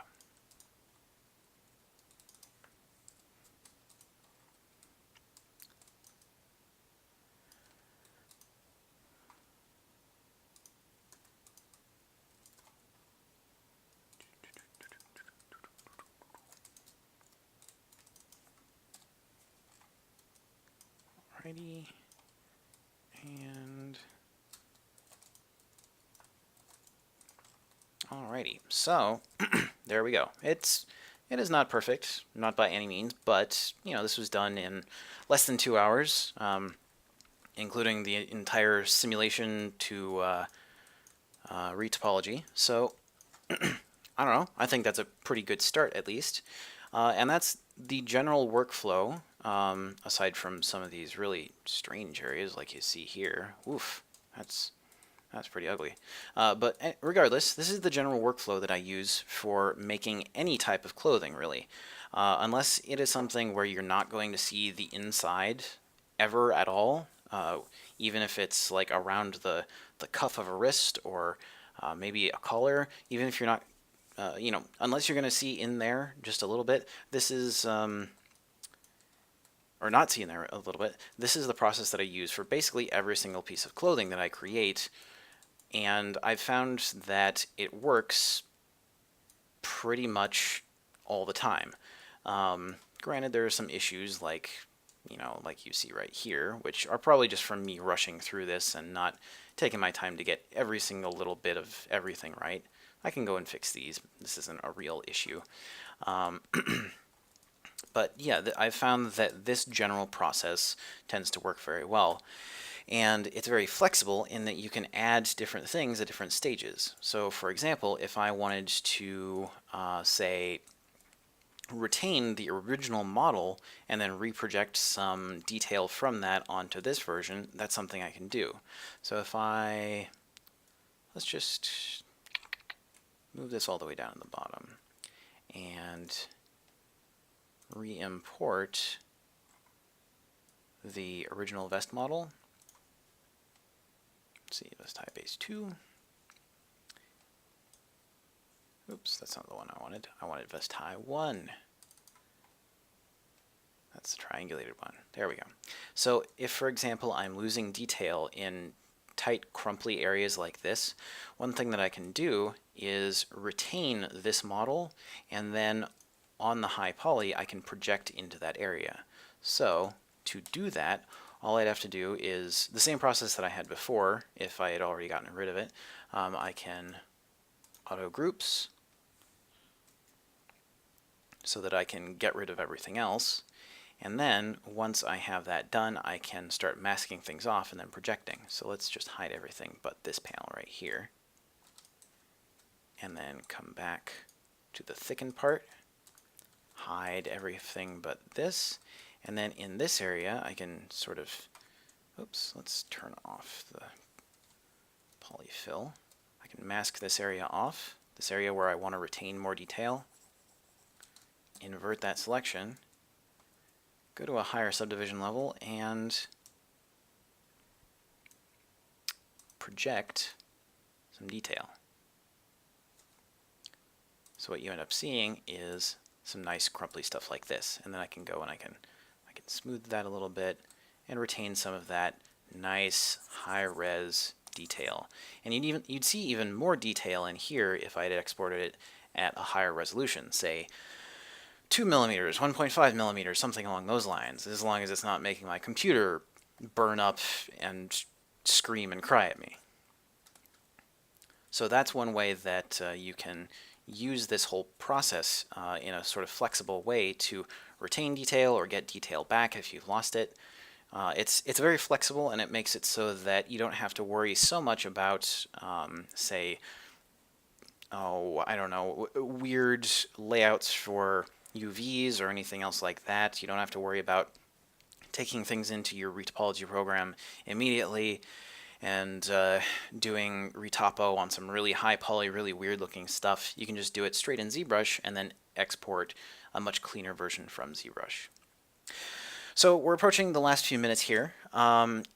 If you have any questions, I'm happy to take them in the, what do we got? About 8 minutes left. So if you wanted to ask something in the Twitch chat, I'll be more than happy to answer if it's something I know the answer to. If not, I'll see if I can provide you with any sort of resources that I might be able to point you towards or that I already have or something like that. So if you have any questions right now, please feel free to fire away.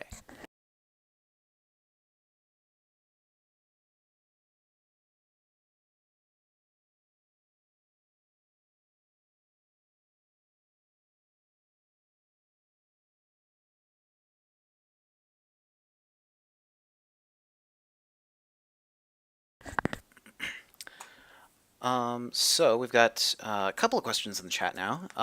Is there a preset that you generally use for, say, t-shirts or shirts? And what version of Marvelous Designer are you using? I am currently using Marvelous Designer 6.5. Here, let me just relaunch that. It's I believe it's the latest non-commercial version right now, or latest non-studio version or whatever. As far as presets go, it kind of depends. I find that presets are a good starting point instead of a, I guess, finishing point. Presets are good just as that, as presets, as something that you can sort of work off of and then make your own stuff from it. Because a lot of the presets, while good, are a little bit too extreme of examples of the type of cloth that they're supposed to be. So, for example, you might notice that, say, thick nylon or thin nylon or something, or the silk or something. Some of the settings in there give you very, very strong results that aren't necessarily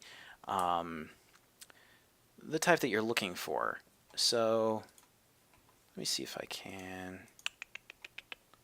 We'll just reload Mr. Werewolf Man here in a second. So I find that, for example, if I am making, say, a silk shirt or something like that, the results that I get from the general presets in here end up giving me stuff that has, say, lots and lots of crunchy little folds and wrinkles and stuff that they might look cool, but they are not necessarily the effect that I'm going for most of the time. So if I just make a big square in here, like this, and have it just fall on his head, let's change this to... Okay, let's just change this to just leather for now to get some big chunky wrinkles. Run the simulation. And it's going to knock onto his head. Oh, you know what? I keep forgetting to change this to lower resolution so that I don't have to worry about it going so freaking slow. So let's just change this to a lot larger just so it goes much faster, since I've got so much stuff going on my computer right now. Okay. So you notice with the leather preset, and I can increase the detail for this now that it's just down there a little farther. The leather preset gives nice big chunky round folds and wrinkles, whereas if I change this to, say, silk or lightweight nylon or jersey, it starts to get much finer wrinkles. That's okay. It's okay to get finer wrinkles. The problem is that sometimes the wrinkles are so sharp or so sort of stretchy looking that they end up looking almost kind of cartoonish in how much detail is packed in or not packed in, depending. So you'll want to go in and change different aspects, like the stretching and bending and buckling. Any of those are areas where you'll want to change different presets so that you get more desirable folds and wrinkles and that type of thing. I find that, starting off with a base where I think, okay, this one should be a thicker or thinner fabric, that's where I'll get the preset, and then from there I will adjust these different sliders so that they start to match the effect that I'm going for. The other question is, would you use less polygons on the inside of the shirt, as most will not be seen? That really depends. Now, for something like this, where, let me just, I don't know why that's in there. For something like this, where you're actually going to be seeing a lot of the interior of the vest, because of the way that, oh my goodness, why is that guy flipped inside out? Now, you're going to be seeing a lot of the inside of the vest from glancing angles, like right over here. this is an area where I would keep lots of detail on the interior of this vest or shirt, especially along the bottom here where it's probably going to be flapping around a bit. Anywhere that you're going to be looking in there is an area where I would keep the detail on the inside and outside very consistent.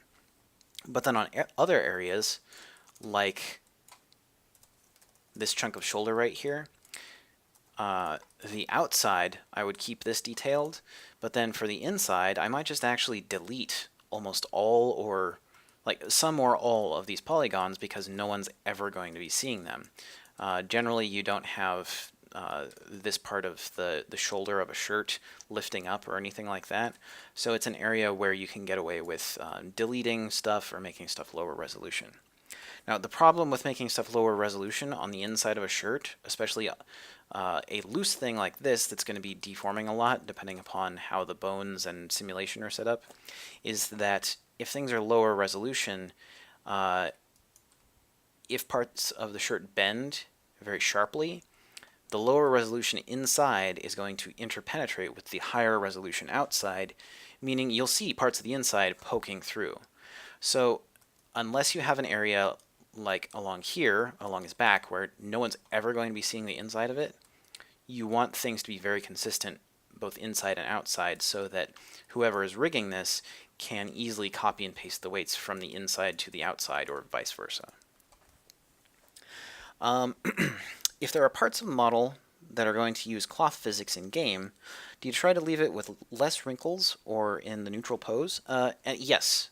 So if you are going to be using cloth physics or jiggle bones or anything like that on parts of, say, a shirt or a vest like this, that is an area where you'll want to have fewer wrinkles on the final textures and the final model, so that it's easier to get an effect with simulation that looks more believable. Even if it's less realistic, it'll look more believable if it has fewer wrinkles, because our eye sort of fills in some of the detail.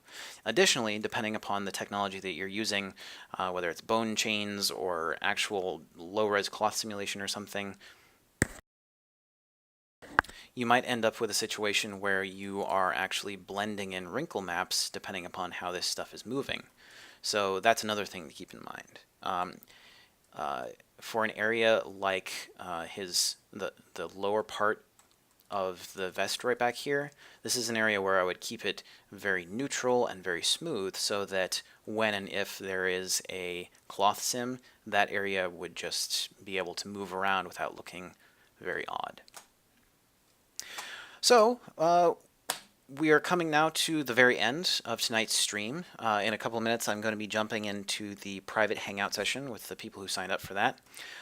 This is the second to last of my AAA character modeling workshop streams, and on Thursday I'm going to be talking mostly about doing hair cards and some final UVs for the body of this guy. There's going to be a lot of UV talk on Thursday, so it's going to be mostly UVs for hair cards and the main body and head.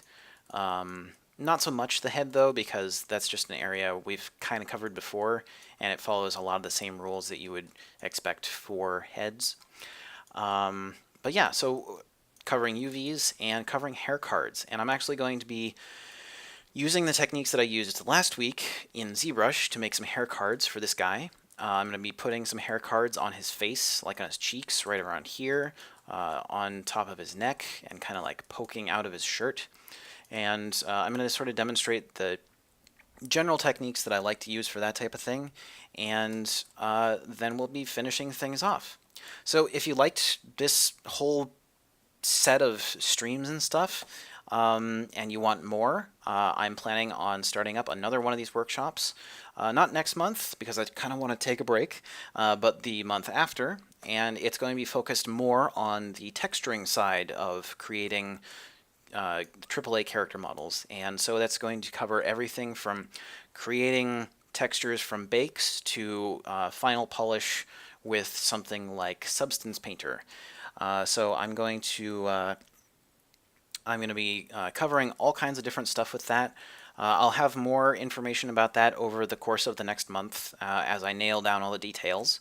But if that's something that seems like you'd be interested in it, then come watch. It should have a very similar schedule to the workshop that I'm doing right now. So if it sounds good, check it out. Additionally, as I mentioned last week, I'm going to be working on a project called Dungeons and Devs, which is a project where basically I get a bunch of game developers online in a Skype call. We play some D&D and record the whole thing, and then post it online or stream it live on Twitch. I'm still working out some of the details for that. We've had some technical setbacks and difficulties, but I'm not going to let that stop me. So if that sounds like something you'd be interested in, just keep an eye on my Twitter or something like that, and you'll be sure to see more details on that as it comes up. Anyway, we're a little over time now, but that's all. So have a good night, and I'll be jumping into the private hangout in just a few minutes. So thank you guys for watching, and I hope to see you here on Thursday.